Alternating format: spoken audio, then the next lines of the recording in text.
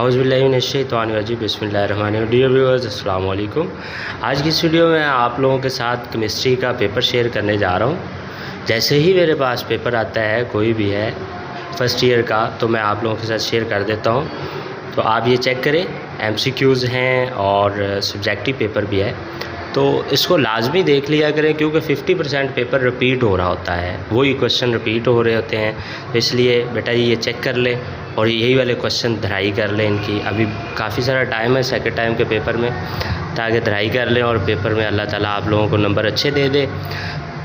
अल्लाह ताला आप लोगों को कामयाब करे और पूरे नंबर आएँ आप लोगों के जी। ओके जी, दुआओं में याद रखिएगा और अपना ख्याल रखिएगा। अल्लाह हाफिज़।